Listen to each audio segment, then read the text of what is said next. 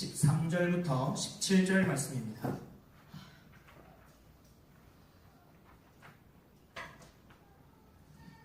마태복음 16장 13절부터 17절 말씀, 우리 한 절씩 나눠 읽고 마지막 절은 같이 읽겠습니다. 제가 먼저 읽겠습니다. 예수께서 빌립보 가이사랴 지방에 이르러 제자들에게 물어 이르시되 사람들이 인자를 누구라 하느냐?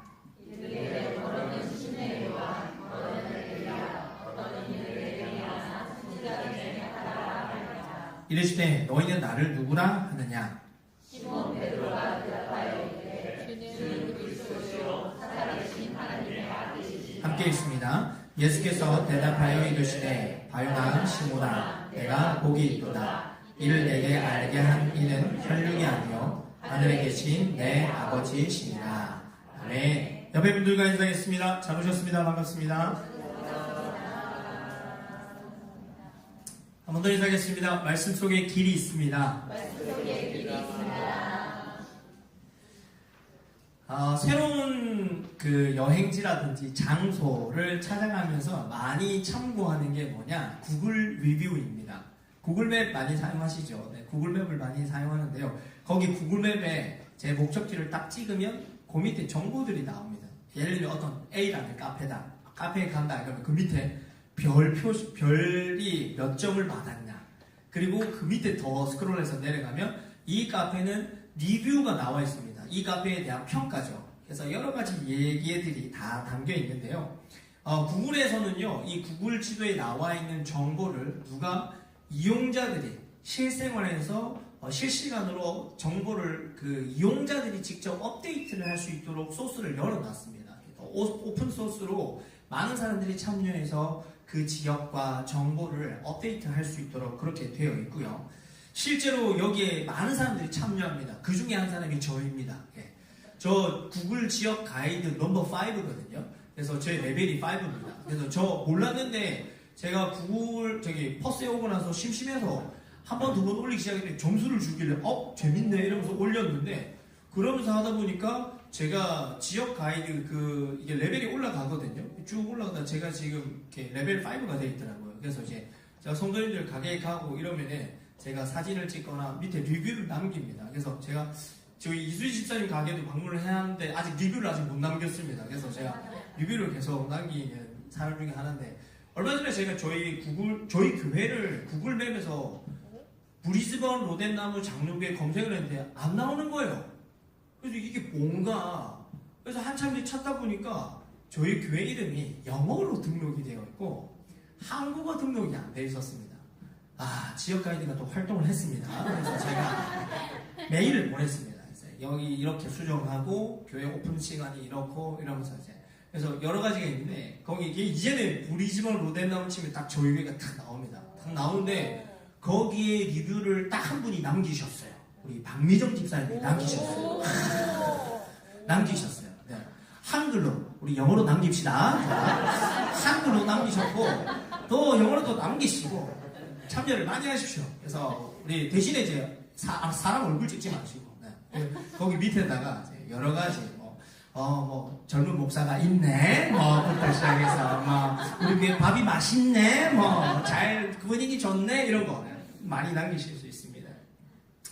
카페나 이런 교회라든지 여러 가지 구글 리뷰를 우리가 많이 활용하는데요. 때로는 가보면 거기에 적혀 있는 평점과 리뷰와는 사뭇 다르다라는 걸 많이 느낄 때가 있습니다. 분명히 그거 보고 갔는데 내가 느끼는 건 다르다는 거죠. 왜 그러냐면 리뷰라고 하는 건 철저하게 주관적인 것이기 때문에 그렇습니다. 그러니까 외국인이라고, 저희가 외국인이죠. 네. 사람들마다 맛의 기준이 다르고요. 느끼는 게 다릅니다. 그러니까 그 사람들이 써놓은 리뷰가 다 내 느낌과 동일할 수는 없다라는 거죠. 그런데 이런 리뷰가 하나 둘씩 쌓이다 보면 평점이 됩니다. 평균치가 나와요. 그래서 거기 나와 있는 정보들을 살피게 되는 겁니다. 그래서 사람들은 그 리뷰를 많이 참고합니다. 근데 제가 신앙을 가만히 생각해 보니까 우리가 예수님에 대해서, 그리고 교회에 대해서, 신앙에 대해서 다른 사람들의 리뷰를 지나치게 많이 참고한다라는 것을 참 많이 느낍니다. 여러분, 신앙은, 우리가 믿는 예수 그리스도는 다른 사람들의 리뷰를 따라가는 게 아니죠. 우리가 믿는 예수님, 우리가 함께 신앙생활하는 이 믿음의 공동체는 사람들의 리뷰가 아니라 성경이 말하는 기준이 중요하다라는 것입니다. 이제 부활주일까지 4주 남았습니다. 부활주일까지 4주 남았는데요. 이 남은 이 4주 동안 오늘을 시작으로 해서 부활주일까지 예수님이 누구인가에 대해서 우리가 조금 깊이 한번 살펴볼까 합니다. 그래서 제일 먼저 이 예수님이 누구인가, 그리고 예수님은 왜 그렇게 하셔야만 했는가, 그분이 당하신 고난과 부활의 의미까지 4주간에 걸쳐서 저희가 말씀을 살펴보고자 합니다. 이 시간들을 통해서 우리가 믿는 예수님, 우리가 믿어야 할 예수님이 누군지를 바르게 알고 마음 가운데 깊이 새기고 신앙의 한 단계 더 성장하는 저와 여러분 되시기를 주님의 이름으로 축복합니다. 네. 그 첫 번째 시간으로 우리가 던져야 될 질문입니다. 예수님은 누구입니까? 예수님은 누구입니까? 첫 번째로 우리는 예수님이 누구입니까? 라는 이 질문에 이렇게 답할 수 있어야 합니다. 사람들이 말하는 예수님은 우리가 믿는 예수님이 아닙니다. 예수님이 누구입니까? 라고 물어볼 때 사람들이 말하는 예수님은 우리가 믿는 예수님이 아닙니다. 라고 답할 수 있어야 합니다. 이게 무슨 뜻인지 한번 보겠습니다. 예수님이 사역을 하시다가 빌립보 가이사랴 지방으로 들어가셨습니다. 이 빌립보 가이사랴 지방에 들어가셔서 예수님이 제자들에게 질문을 던지십니다. 사람들이 인자를 누구라 하느냐? 여기서 말하는 그 인자는 성경에는 인자라는 단어를 예수님이 직접 쓰시고 특별한 의미를 가집니다. 하나님의 아들. 그래서 인자를 누구나, 사람들이 하나님의 아들이 나를 사람들은 뭐라고 얘기를 하느냐라고 이 빌립보 가이사랴 지방에서 질문을 던지시죠. 예수님이 3년 동안 사역을 했습니다. 이걸 공생의 사역, 살아계신 동안 공생의 사역이라고 얘기하는데, 이 짧지만 아주 깊은 이 시간 가운데 예수님이 던지신 말들과 가신 지역과 그가 행하셨던 기적들 어느 것 하나 허투루 그냥 하신 게 없습니다. 농담도 그냥 안 하셨습니다. 심지어 예수님은요, 모든 것의 방향과 목적이 아주 뚜렷하게 있었습니다. 그래서 이런 측면에서 봤을 때 빌립보 가이사랴 지방에 들어가서 예수님이 제자들에게 사람들이 나를 누구라고 하느냐라는 이 질문에는 굉장한 의미가 있었습니다. 이 빌립보 가이사랴 지방은요, 원래 고대 지명이, 원래 이름이 따로 있었습니다. 그게 뭐냐니까 바니아라는 지역의 이름이었습니다. 바니아. 왜 바니아였느냐? 이 지역이 어떻게 이렇게 명칭이 되게 되었냐면, 헬라의 다산의 신, 헬라의 신 중에 다산의 신과 자연의 신이라고 불리는 판이라는 신이 있었습니다. Pan, 판이라는 신이 있었는데, 이 신이 태어난 지역이 이곳의 이름이었습니다. 그래서 이 신이 여기서 태어났다. 판이 태어난 곳이다. 그래서 이름을 바니아라고 했었습니다. 그런데 시간이 흐르면서 어떤 일들이 일어났냐? 자, 이 유대 지역과 예루살렘 지역을 나중에 이 헤롯 대왕이라고 하죠. 헤롯 대왕이 있었고 헤롯의 아들들이 있습니다. 그래서 이 왕가의 헤롯 가문에서 아들들이 지역을 분할해서 통치합니다. 이것을 분봉왕이라고 합니다. 근데 이 헤롯 가문에서 분봉왕 체제로 지역을 다스리기 시작하는데, 그 중에 그래서 헤롯 빌립이라고 하는 이 왕들이 있는데요, 여러 이름이 있습니다. 근데 헤롯 빌립이 나중에 이 지역을 다스리게 됩니다. 근데 이 지역을 다스리면서 로마가 이 지역 전체를 다스리고, 이 헤롯 빌립은 로마로부터 왕권을 받은 사람입니다. 그러니까 이 빌립은 누구한테 잘 보여야 됩니까? 로마에 잘 보여야 되죠. 그래서 이 헤롯 빌립이라는 왕이 이 지역을 바니아에서 뭘로 바꾸느냐? 가이사랴라는 이름으로 바꿉니다. 그러면서 했던 일 중에 하나가 뭐냐? 로마 황제를 신으로 섬기기 위한 신전을 만듭니다. 그래서 이 지역 이름이 바니아에서 가이사랴로 바뀝니다. 그러면 이 지역이 어떤 의미냐? 옛날에는 이방신의 주둔지, 근거지였고, 지금은 어떻게? 예수님이 있던 이 당시에는 이제는 로마 황제를 신으로 섬기는 지역이었던 거죠. 그러니까 이방신의 근거지이고 혼합주의와 황제를 신으로 섬기는 이 지역에 예수님이 들어가셔서 이렇게 질문한 겁니다. 이 지역에 사는 사람들이 나를 누구라고 부르느냐? 수많은 신들이 있었고 로마 황제를 신으로 섬기는데 그 중에서 이 사람들은 예수님 나를 누구로 부르느냐? 이 질문을 하셨다라는 겁니다. 그래서 베드로가 대답을 합니다. 제자들이 대답을 합니다. 더러는 세례 요한, 더러는 엘리야, 어떤 이는 예레미야나 선지자 중에 하나입니다. 그러니까 그 지역 사람들이 예수님을 따라는 다녔는데 이 사람들의 눈이 비친 예수님은 어떤 모습이었습니까? 윤리 도덕적으로 아주 뛰어난 사람, 종교적 지식이 탁월한 사람, 자신들에게 뛰어난 가르침을 가르쳐 줄 수 있고 더 정확한 그 신앙의 잣대를 제공해 줄 수 있는 자기보다 나은 존재라고 인식을 하고 있었다라는 겁니다. 그러니까 하나님의 아들이라는 인식은 아니고 기타 등등 우리보다 우월한 존재로 인식을 하고 있었다. 그래서 이들이 열거했던 세례 요한, 예레미야, 선지자, 이 말은 무슨 말이냐면 사람인데 하나님이 선택한 특별한 사람, 사사나 선지자, 이렇게 봤다라는 거죠. 똑같은 사람인데 나보다 조금 레벨이 높은 사람, 이렇게 봤다라는 거죠. 여러분, 유대인들이 예수님을 이렇게 봤는데 이방인들은 어떻게 봤을까요? 제가 생각하건데 이방인들은 신흥 종교로 저는 봤을 거라고 봅니다. 예수님이라는 리더를 따라가는 추종자들이 많은 신흥 종교. 근데 어떻게 해요? 왠지 영적인 능력이 많이 나타나는 신흥 종교. 이 정도로 봤었다라는 것이죠. 어쨌든 유대인들이나 이방인들이나 제가 볼 때 도끼 개낀입니다. 거기서 거기입니다. 유대인들이라고 하지만 예수님을 보는 시각이나 이방인들이 보는 그 시각이나 별반 다르지 않았고 본질을 크게 벗어난 채로 자기들이 보고 싶은 예수님을 봤다라는 겁니다. 우리가 잘 아는 철학자들 중에서도요, 예수님과 그리고 이 기독교 종교를 자신들만의 관점으로 해석하고 받아들인 사람들이 꽤 많습니다. 대표적인 사람이 칼 막스입니다. 공산주의를 이 칼 막스가 사회주의를 얘기하는데 이 사람이 뭐라고 얘기했냐면 종교, 예수님은 인민의 아편이다 이렇게 얘기합니다. 왜 이렇게 얘기를 했느냐? 이 예수님과 기독교라고 하는 것은 이 사회 불평등을 그냥 받아들이고 순응하게끔 만드는, 이게 하나님 뜻이야, 이게 원래 하나님께서 그렇게 가시는 거야 라고 받아들이게 만드는, 마비 상태로 만드는 그런 종교다, 이렇게 판단했다라는 것이죠.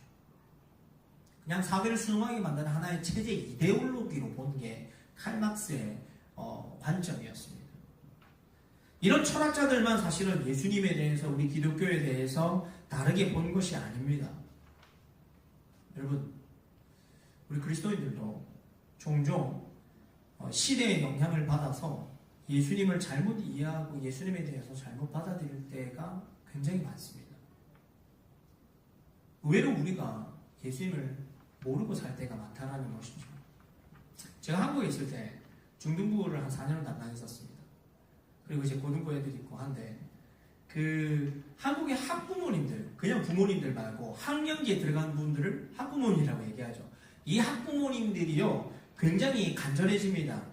특히나 이제 자녀 성적을 올릴 수 있는 방법에 있어서는 어떤 일들인지 다 할 준비가 되어 있는 분들이 이 한국의 학부모님들이시죠. 그래서 이분들이요, 수련회 기간에 목사님들을 찾아갑니다. 목사님 찾아가서, 목사님, 우리 애 이번에 많은 은혜 받게 해주십시오.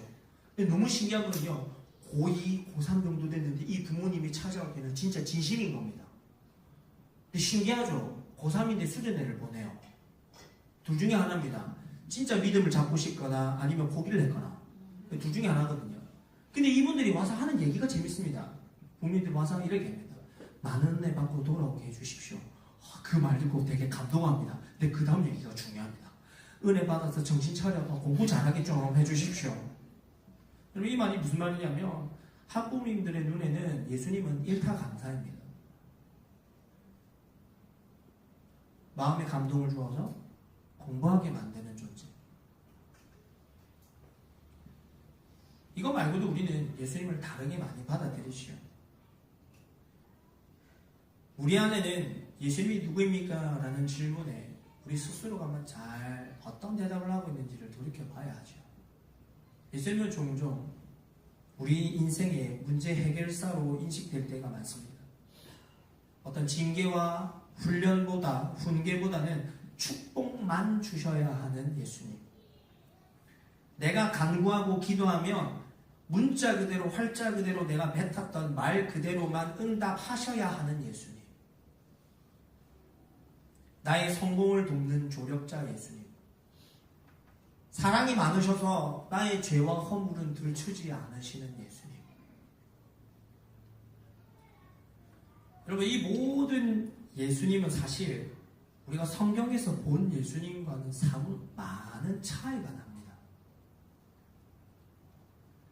분명히 우리에게 예수님이라고는 불리지만 성경에서 말씀하시는 그 예수님이 아니라 우리가 만든 예수님입니다. 한번 잘 돌이켜 보십시오. 여러분, 누구를 섬기고 계십니까? 성경이 말하는 예수님을 정말 따르고 계십니까? 아니면 내가 만든 예수님을 좋아하고 계십니까? 구약 성경에도요, 하나님에 대해서 잘못 인식하고 있었던 아주 대표적인 인물이 나옵니다. 삼손입니다. 삼성 말고요, 삼손입니다. 삼성. 저도 헷갈립니다. 네, 삼손입니다. 여러분, 삼손은요, 하나님께 부름받은 사사였음에도 불구하고 하나님이 어떤 존재인지를 정말 1도 모르다가 죽은 사람입니다. 삼손에게 있어서 이 사사기의 내용을 쭉 읽어보면요, 이 삼손의 이야기가 무려 석장이나 할애가 됩니다. 다른 사사들과 사뭇 다릅니다. 석장이나 할애에 대해서 나오는데 삼손의 이야기에서 반복적으로 나오는 표현이 있습니다. 그게 뭐냐니까 여호와의 영이 삼손에게 갑자기 임하시네 라는 표현입니다. 그래서 삼손의 이야기를 읽어보면 삼손이 하나님과 동행했다, 하나님과 교제했다, 말씀에 순종했다 이런 표현은 없습니다. 뭐가 있느냐? 하나님께서 삼손을 사사로 쓰시는, 구원자로 쓰시는 그 일에 역사하실 때 어떻게? 하나님의 영이 갑자기 삼손에게 임하시고 역사가 쫙 일어나고 그 다음 없습니다. 그래서 삼손에게는 하나님이 어떤 존재였느냐? 힘의 근원이었습니다. 그냥 힘. 자기는 사실 미치는 장사 아니었습니다. 왜요? 엄청난 괴력을 발휘하고 사람을 구원해내고 막 이렇게 막 영웅 행세를 하니까 사람들이 와서 자기 앞에 머리를 조아리거든요. 자기 앞에 순종하거든요. 그러니까 어떻게 해요? 다 해결되는 겁니다. 삼손은 재밌었습니다. 하나님의 영이 일단 임할 때마다 재밌었습니다. 그래서 삼손은 하나님을 힘으로 이해했던 사람입니다. 여러분, 삼손의 말로는 진짜 비참했습니다.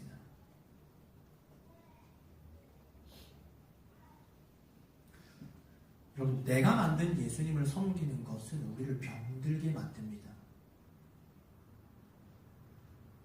사람들이 말하는 예수님을 섬기는 것은 진짜 우리가 주님을 섬기는 게 아닙니다. 여기서 말하는 그 사람들이라고 하는 것은 일반적으로 종교 생활을 하고 있는 그 사람들과 예수님을 모르는 사람들과 진짜 예수님을 인격적으로 경험하지 못한 이들이 말하는 그 예수님.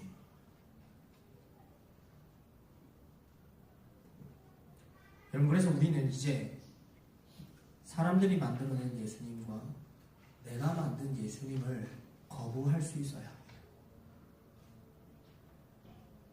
바울이요, 이런 상황에 대해서 사실은 알고 미리 경고했습니다. 고린도후서 11장 4절에 보니까 만일 누가 가서 우리가 전파하지 아니한 다른 예수를 전파하거나 혹은 너희가 받지 아니한 다른 영을 받게 하거나 혹은 너희가 받지 아니한 다른 복음을 받게 할 때는 너희가 잘 용납하는구나. 이게 무슨 말입니까? 진짜 본질적인 예수 그리스도는 모르고 사람들이 말하는 희한한 그 예수님과 다른 복음을 전할 때는 너희가 박수치면서 좋아한다 이 말입니다. 왜 그렇게 복음을 모르냐? 왜 바르게 예수님을 알지 못하느냐? 너무 안타까운 마음으로 바울이 지금 이야기를 하는 겁니다. 사랑하는 여러분, 예수를 잘 믿어야 합니다. 우리가 정말 예수님을 잘 알아야 합니다. 내가 만든 예수님 말고요. 사람들이 말하는 예수님 말고요. 성경이 말하는 예수님. 이 예수님을 바르게 알아야 우리가 바른 신앙으로 자라갈 수 있습니다. 내가 만들고 사람들이 말하는 그 예수님을 버리고 성경이 말하는 그 예수님을 온전히 믿을 수 있는 저와 여러분 되시기를 주님의 이름으로 축복합니다. 두 번째로 예수님이 누구입니까? 라는 이 질문에 우리는 이렇게 대답할 수 있어야 합니다. 따라하겠습니다. 예수님은 나의 주인입니다. 예수님은 따라하십시오. 예수님은 나의 구원자이십니다. 세 번째로 예수님은 하나님의 아들입니다. 예수님이 누구입니까? 라는 질문에는 첫 번째, 예수님은 우리 주인이십니다. 두 번째, 예수님은 우리 구원자이십니다. 세 번째로, 예수님은 하나님의 아들입니다. 여러분, 이것을 우리는 고백할 수 있어야 합니다. 예수님께서 제자들에게 물어봤습니다. 사람들이 누구라고 하느냐? 그리고 그 다음 질문은 무엇이냐? 너희는 나를 누구라 하느냐? 이 질문에는 하나님 예수님께서 이들에게 결단을 요구하시는 의미가 담겨 있습니다. 어떤 것이요? 사람들은 나를 그렇게 보는데 너희들도 그 사람들을 말하는 예수를 따라갈 거냐? 아니면 진짜 예수님을 따라갈 거냐? 결정해라. 이 의미가 담겨 있는 겁니다. 사람들이 말하는 그 예수님 말고 진짜 내가 너희들에게 알려주고 가르쳐 주었던 그 나를 믿고 따라야 한다라는 그 의미가 담겨 있다라는 것이죠. 그래서 이 질문에 베드로가 이렇게 대답합니다. 주는, 앞에 주어가 예수님 당신은 주님이십니다. 첫 번째, 주인이십니다. 누구의? 우리의. 그래서 베드로가 이렇게 주는 그리스도시요 살아계신 하나님의 아들이시니이다 라고 이렇게 대답을 했다라는 거죠. 예수님은 자 귀에 딱지 않도록 오늘 새기셔야 됩니다. 예수님은 나의 주인이시다. 예수님은 나의 구원자이시다. 예수님은 하나님의 아들이시다. 예수님은 주인이시다. 구원자이시다. 하나님의 아들이시다. 여러분 이걸 기억하셔야 돼요. 베드로가 지금 그 얘기를 한 겁니다. 그런데 예수님이 이 대답에 대해서 이렇게 말씀하십니다. 이를 내게 알게 한 이는 혈육이 아니요 사람이 아니다 이 얘기입니다. 이 지식이 아니라 이것을 알게 한 사람은 이것을 알게 한 것은 사람이 아니라 뭐라고 얘기하시냐면 하늘에 계신 내 아버지시니라. 한 인간 베드로의 지혜가 아니라 하나님이 눈을 열어주시고 밝혀주신 계시 즉 진리다 라고 말씀하시는 겁니다. 너가 지금 한 그 얘기는 너 지혜가 아니다. 하나님이 너에게 주신 진리다 라고 말씀했다라는 것이요. 그래서 이 고백대로 예수님을 믿고 따라야 한다라는 것을 가르쳐 주신 겁니다. 브리즈번이 익숙하지 않은 저는 여전히 구글맵에 많이 의존합니다. 그래서 어디 목적지 딱 찍으면 길이 쫙 나오죠. 그래서 세 가지 갈래길이 나옵니다. 톨비 내는데, 가까운데, 더 멀리 가는데 뭐 이렇게 막 세 가지가 갈래길이 나옵니다. 그래서 이렇게 갈 때마다 톨비를 어디 안 내나 뭐 이런 거 이렇게 뭐 보고 이제 가기 시작합니다. 그런데 이제 몇 번 이렇게 같은 길을 가다 보면 안 찍어도 갈 수 있거든요. 근데 한 번씩 혹시나 하는 마음에 콕 찍어서 이제 스타트 누르면 갈림길이 이렇게 나옵니다. 근데 같은 시간대인데 어쩔 때 한번 스타트를 누르면 시작을 누르면 갈림길이 원래 제가 아는 길 말고 다른 데를 가르쳐 줍니다. 여기서 이제 갈등이 일어납니다.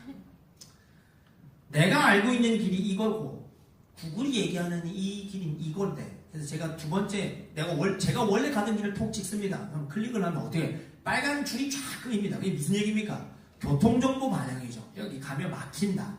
근데 저희가 속은 게 한두 번이 아니었습니다. 분명히 막힌다 해서 빨간불이었는데 좌회전하니까 갑자기 초록색이고 분명히 초록색인데 우회전하니까 빨간색으로 바뀌거든요. 이런 거를 경험하다 보니까 약간 구글에 대한 신뢰도가 좀 떨어졌는지 갈등을 하기 시작합니다. 여기로 갈까? 여기로 갈까? 그래서 선택을 하려고 고민하죠. 생각지 않게 구글이랑 주도권 싸움을 벌이는 격입니다. 그런데 우리 신앙에도 이런 주도권 싸움이 많이 일어납니다. 누구와요? 예수님과. 예수님과 당신이 주인입니까? 내가 주인입니까? 라는 주도권 싸움을 많이 벌인다라는 겁니다. 사업과 자녀 양육이라든지 교회 봉사나 직장을 선택하는 일들, 내가 알고 있는 길과 내가 아는 방법들과 내 경험과 지식 안에서는 뭐가 맞다고 생각하냐면 이 길이 맞다라고 생각하는 겁니다.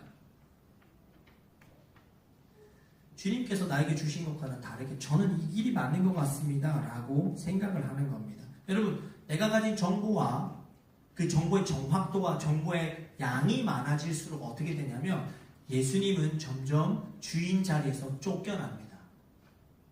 점점 쫓겨나죠. 그러면 진짜 예수님이 주인이면 어떻게 해야 합니까? 물어봐야죠.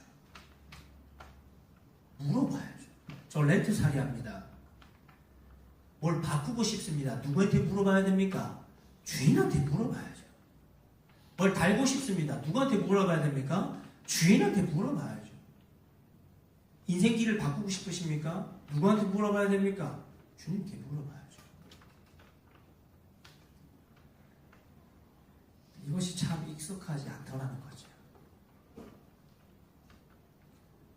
렌트 주인한테는 그렇게 찰떡같이 잘 물어보다가 내 삶에 있어서는 물어보지 않습니다. 여러분, 예수님이 나의 주님이십니다. 나의 주인이십니다. 라는 이 말의 의미는 뭐냐면 내 인생의 선택과 갈림길에서 모든 그 주도권을 예수님께 드리겠습니다. 라는 의미입니다. 내 마음대로 다 결정하고 진행하고 나서 마침표를 찍는 게 아닙니다. 그래서 예수님이 말씀하시잖아요. 누가복음 6장 46절에 보니까 너희는 나를 불러 주여 주여 예수님 당신 나의 주인이십니다. 주인이십니다. 하면서도 어찌하여 내가 말하는 것을 행하지 않느냐. 우리는 기도할 때 예수님이 나의 주인이라는 걸 그렇게 많이 얘기합니다. 주님 나의 주인이십니다. 근데 기도 끝나면 그 다음부터 내 마음대로 합니다. 여러분, 이것은 주인이 아닙니다. 진짜 주인은 부르는 것으로 끝나지 않고 그분이 원하시는 것에 실행에 옮기는 것이 진짜 주인이라고 부르는 의미입니다.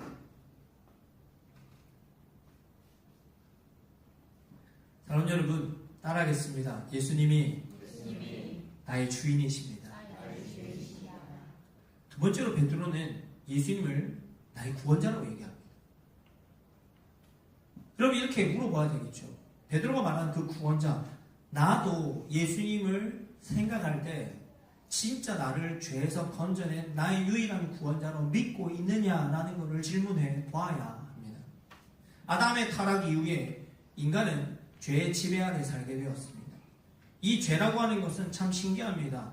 하나님 빼고 모든 걸 다 갈망하고 추구하게 만듭니다. 하나님 빼고는 다 좋아하게 만들고 하나님 빼고는 다 우리를 도와줄 것처럼 여기게 만들고 하나님 빼고는 모든 것이 다 더 가치 있게 여기게 만드는 것이 죄의 역할입니다. 이 죄가 우리 안에서 그렇게 작동을 하고 있습니다. 그것뿐만이 아니죠. 끊임없이 관계가 깨지게 만들고요. 더 최악은 뭔지 아십니까? 깨진 관계를 회복할 마음이 사라지게 만드는 겁니다. 나는 회복하지 않아도 돼. 그래서 인간들, 우리 인생은 이유는 모르지만 끊임없이 전쟁하고 경쟁하고 끊임없이 마음이 깨지는 이런 상황들을 경험하면서 신음하고 고통하며 살아갑니다. 이 원인이 어디 있는지는 모르는 것이죠. 근데 우리는 누구냐? 그 원인을 알고 있는 겁니다. 그래서 예수님을 믿고 그분을 의지하니 어떻게 해요? 그 신음과 고통으로부터 자유와 회복을 얻게 된 사람들이 그리스도인들입니다. 근데 정말로 우리가 그 죄에서 우리를 건져내신 분이 정말로 오직 예수님밖에 없다라고 고백하고 있느냐라는 것이죠. 현대인들의 가장 최고의 치유는 금융치료라 하지 않습니까? 마음이 울적하고 헛헛하고 우리의 모든 것을 채울 수 있는 그 돈.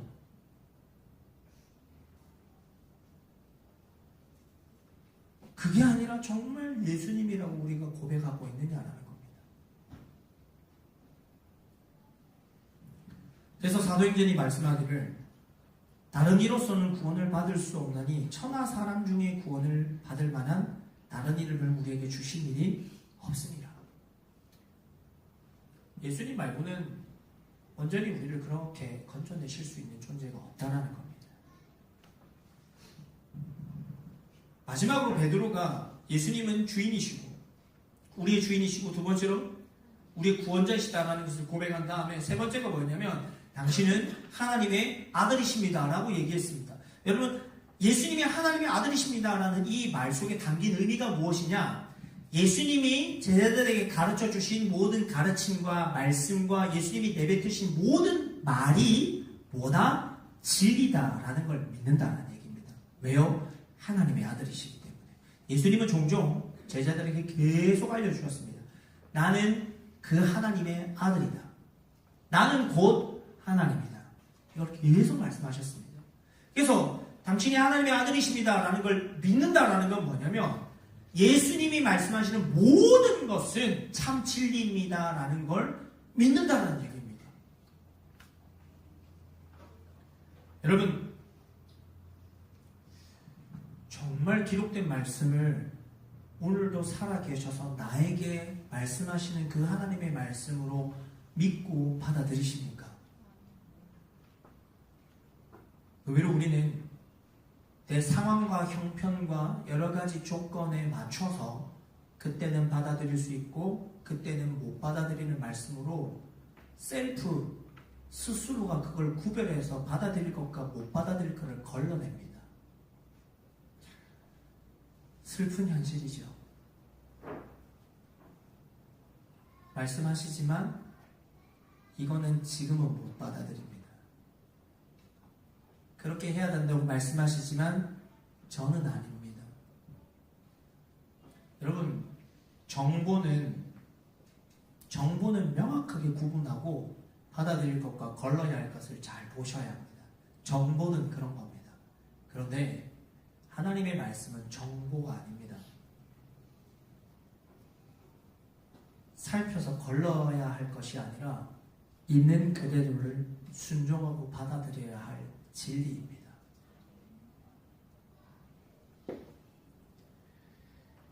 야고보서가 이렇게 말씀합니다. 너희는 말씀을 행하는 자가 되고 이게 무슨 말이냐? 믿고 받아들이고 순종하는 자가 되라는 얘기입니다. 너희는 말씀을 행하는 자가 되고 듣기만 하여 자신을 속이는 자가 되지 말라. 정보로 여기지 마라. 하나님의 말씀을 듣고 만족하고 정서적 충족을 받는 것으로 끝내지 마라. 뭘로 하라? 진리로 받아들이고 그 말씀대로 순종하고 행하는 자가 되라. 여러분 오해하지 마십시오. 제가 지금 이제 신앙이 성장해가는 이 단계에 영적 어린아이가 되어 있는데 갑자기 뛰십시오. 지금부터 이제 당신은 어른입니다. 제가 이걸 지금 강조하는 게 아닙니다.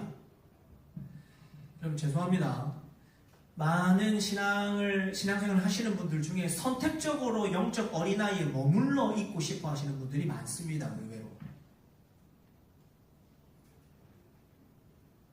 분명히 자랄 시기가 되었는데 자라야 하는데 여러분 어린아이는 굉장히 편합니다. 왜요? 많이 돌봐주잖아요.